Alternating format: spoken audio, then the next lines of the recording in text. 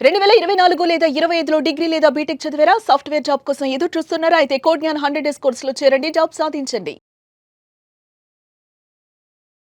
Hello Nagarjuna Reddy గారు. చెప్పు నాగరాజు, నువ్వు అడగాలి, నేను చెప్పాలి, ప్రజలు తెలుసుకోవాలి, జాగ్రత్త పడాలి. వాళ్ళకి ₹10 సేవ్ కావాలి, నష్టపోకూడదు. మరీ ఎక్కువగా అప్పులు చేసి నష్టపోయి ఆత్మహత్యల దాకా పోకూడదు పోకూడదు. ఎస్. అండ్ మీరు అథెంటిక్ ఇన్ఫర్మేషన్ ఎప్పటికప్పుడు ఇస్తుంటారు కాబట్టి దీని మీద నేను వీడియోస్ చేయడం జరుగుతుంది కాబట్టి చెప్తున్నాను మీకు. అంటే వాళ్ళు అడుగుతున్నది ఎండ్ ఆఫ్ ది డే అంటే నేను మాట్లాడుకున్నది చాలా అంటే గోల్డ్ మీద మాట్లాడుకున్నాము, వెండి మీద మాట్లాడుకున్నాము, షేర్ మార్కెట్ గురించి కూడా మాట్లాడుకోవడం జరిగింది. అంటే ఏ విధంగా ఉంటుంది, ప్రస్తుతం ఫ్లక్చువేషన్స్ ఎక్కువ ఉన్నాయి, అసలు దేని మీద ఏ విధంగా ఉండాలనేది. అండ్ ఏదో గోల్డ్ బబుల్ అంటున్నారు. అసలు గోల్డ్ బబుల్ అనేది అంటే అసలు దానివల్ల జరిగేటువంటి చర్యలు ఏ విధంగా ఉంటాయి?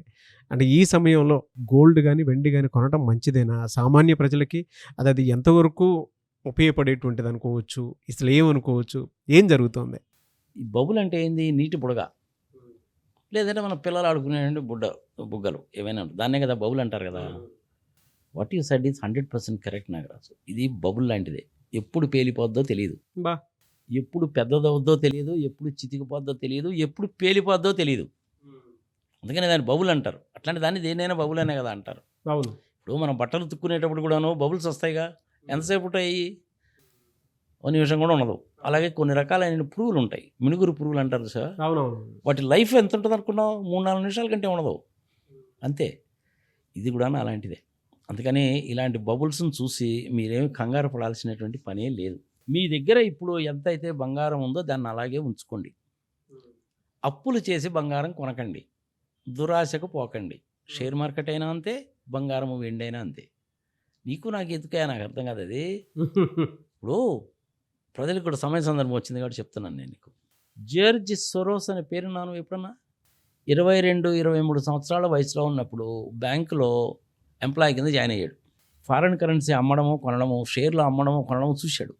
తర్వాత ఏం చేశాడంటే వాడే బయటకు వచ్చేసి బంగారము, వెండి, షేర్లు, గవర్నమెంట్కి సంబంధించిన బాండ్లు, నార్కోటిక్స్, ఇలాంటి వాటన్నిటి మీద కూడాను ఆధిపత్యం సంపాదించి లక్షల కోట్ల రూపాయలు సంపాదించాడు.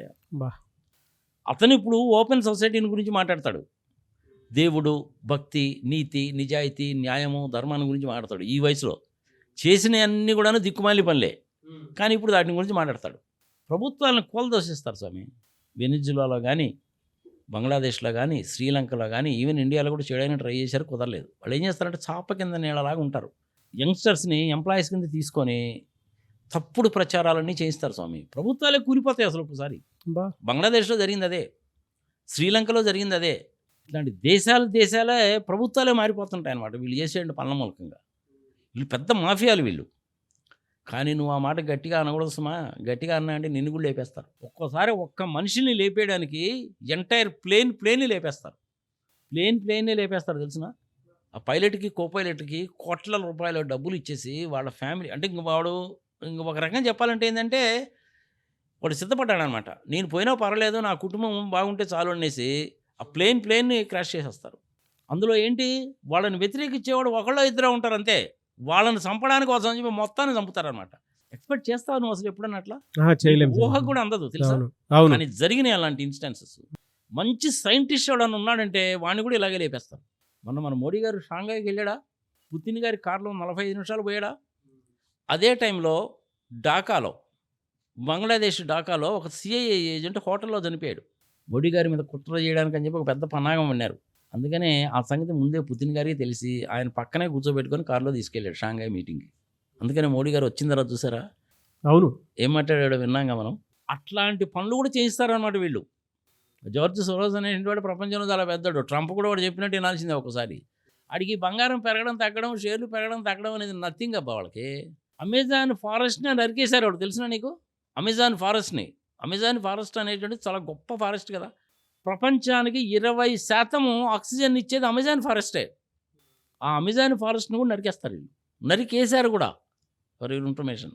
అది జార్జ్ సోరోస్ ఓపెన్ సొసైటీ. వాళ్ళు కూడాను ఈ బంగారం పెరగడం తగ్గడంలో ఇన్వాల్వ్ అయి ఉంటారు. వాళ్ళు డైరెక్ట్గా ఇన్వాల్వ్ కాదు తెలుసా, ఇండైరెక్ట్ ప్రపోర్షనల్. హెచ్ఎస్బిసి బ్యాంక్లో అలాగే జేపీ మోర్గన్లో, మోర్గన్ స్టాన్లీలో ఇన్వెస్ట్మెంట్ చేస్తారు. ఎట్లా షేర్స్ రూపంలో ఇన్వెస్ట్ చేస్తారు. 50%, 55%, 60% వాళ్ళ షేర్ హోల్డింగే ఉంటుంది.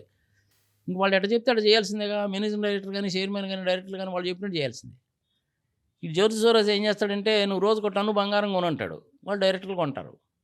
ఒక సర్టన్ టైం వచ్చిన తర్వాత ఇంక మనకు చాలే లాభం, మనకు మొత్తం అమ్మేరా బాబు అంటారు. అమ్మేయడం కూడా ఏంది, గంటలో అమ్మేయాలంటారు.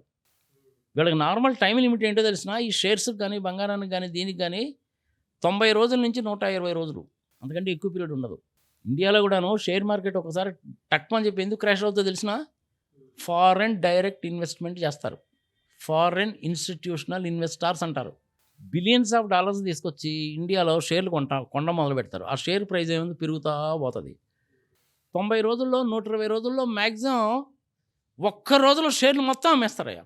బా వాళ్ళకేం ప్రాఫిట్ వస్తుంది.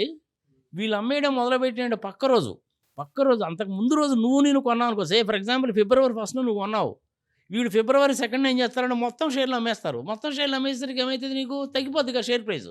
వీళ్ళు నష్టపోవట్లా. అవును. 98% మందిని నష్టపెట్టి వీళ్ళు కోర్టు సంపాదిస్తారన్నమాట. వీళ్ళు చేసే పనులే అయ్యి. కోర్స్ నువ్వు అనవచ్చు, పైన భగవంతుడు ఉన్నాడండి వీళ్ళని శిక్షించడం అంటే, సరే కుంభీపాకం పొంబీపాకం పాడు పచ్చిపదులు ఏ శిక్షలు ఉంటాయి, ఇది మర్చిపో. మొత్తం నువ్వైతే నష్టపోయావుగా, వాడైతే లాభపడ్డాడుగా. వాడికి ఇప్పుడు 24 సంవత్సరాలు, వాళ్ళ సంతానం గింతానం సంఘ సంవత్సరం ఏంటో నాకు అంత బాగా తెలియదు. ఇంతకుముందు ఎక్కడో రాసి పెట్టాను, మర్చిపోయాను అనుకో. వాడి పేరు మాత్రం గుర్తుంది. వాడి ఇన్వాల్వ్మెంట్ కూడా ఉంటుంది ఇప్పుడు ఇందులో. ఈ బంగారం పెరగడం తగ్గడంలో ప్రపంచవ్యాప్తంగా వాడి ఇన్వాల్వ్మెంట్ కూడా ఉంటుంది గ్యారంటీగా. ఓపెన్ సొసైటీ జార్జ్ సోరోస్, గుర్తుపెట్టుకో. వాడు డబ్బులు సంపాదించిందే దాంట్లో. షేర్ మార్కెట్లో చేసేవాడు డబ్బులు సంపాదించాడు. ఫారిన్ కరెన్సీ అమ్మడం కొనడంలోనే వాడు డబ్బులు సంపాదించాడు. బంగారం కొనడం అమ్మడంలోనే వాడు డబ్బులు సంపాదించాడు. ఎప్పటి నుంచి, 21 సంవత్సరాల వయసు దగ్గర నుంచి మొదలుపెట్టాడు. ఇప్పుడు వాడికి 84 ఏళ్ళు.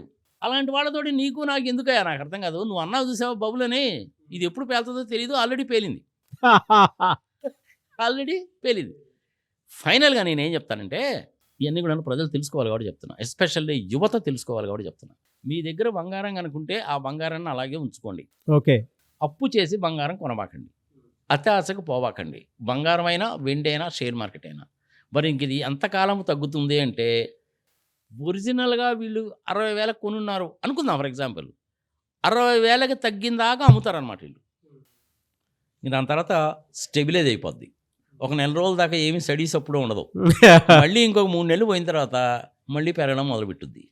అరే పెరుగుతుంది. పోయినసారి మనం కొనలేదని చెప్పి ఎవడన్నా అమాయకి మళ్ళీ కొండ మొదలు పెట్టాడంటే అదొక 2 నెలల పాటు పెరుగుద్ది.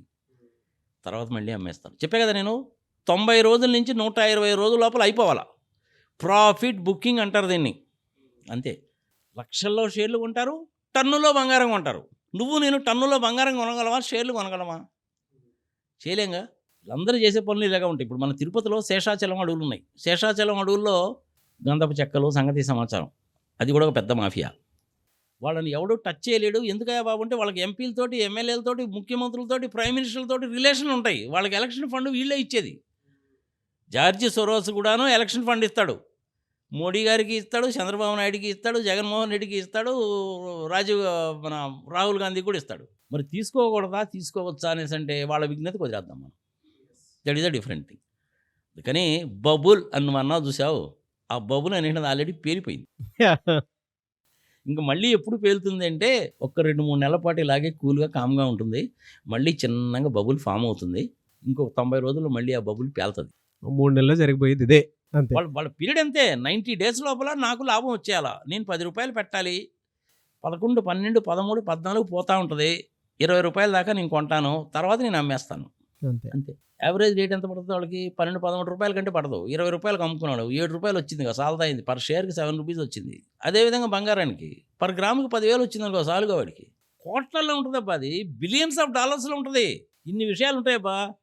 అమెజాన్ ఫారెస్ట్ల దగ్గర నుంచి మొదలుపెట్టి, మెక్సికో నుంచి గోడలు దూకి అమెరికాలోకి దొంగతనంగా పోయే దాని దగ్గర నుంచి మొదలుపెట్టి, ప్రభుత్వాలను కూల్చేయడం దగ్గర నుంచి మొదలుపెట్టి ఇవన్నీ జరుగుతాయి. ఇట్లాంటివన్నీ కూడాను సామాన్య మానవులకి నీకు నాకు ఎందుకు స్వామి అనవసరంగా చెప్పు. జనాలకు తెలియాలి కాబట్టి నువ్వు అడిగావు, నేను చెప్పాను. బబులో పేలిపోయింది, మళ్ళీ ఎప్పుడు పేలుతుంది, ఇంకొక 5-6 నెలలు వెయిట్ చేయండి, మళ్ళీ పేలుతుంది. గోల్డ్ లోన్ తీసుకున్నావు బ్యాంకులో అనుకుందాం, 7% గోల్డ్ లోన్ తీసుకున్నావయ్యా. నీకు 9%కి హౌసింగ్ లోన్ ఉందనుకో. ఈ 7%కి గోల్డ్ లోన్ తీసుకొని 9% హౌసింగ్ లోన్ అనేది తీర్చేయి, నీకు డబ్బులు మిగులుతాయిగా. ఆ పని చేయొచ్చు సామాన్య మానవుడు. బా అప్పు చేసి బంగారం కొనవద్దు, ఆస్తులు అమ్మి బంగారం కొనవద్దు. నీకు ఏదైనా భూమి ఉందనుకో, భూమి ఉంచుకో. ఇండియాలో భూమి మొత్తం ఎంత ఉంది? 82 కోట్ల ఎకరాల భూమి. ఆంధ్రప్రదేశ్కు భూమి ఎంత? 3,95,00,000 ఎకరాలు. అందులో ఒక ఎకరం కొనుక్కోవడానికి ప్రయత్నించు, తప్పులేదు. గ్రాడ్యువల్గా పెరుగుతుంది. పట్టణాలు పెరిగే కొద్దీ హైదరాబాద్ పట్టణానికి ఒక 10 కిలోమీటర్లు పోయిన తర్వాత నువ్వు ఎకరం ఒక 25 లక్షలు పెట్టుకుంటే నీ పిల్లలు పెరిగి పెద్దవాళ్ళు అయ్యేసరికి అది ₹1,00,00,000 పోద్ది. స్టాండర్డ్గా పెరుగుతుంది. కానీ ఈ బంగారము చెప్పలేము, షేర్లు చెప్పలేము, అవన్నీ బబుల్సే. దగ్గర డబ్బులు ఉంటే ల్యాండ్ రూపంలో పెట్టుకో.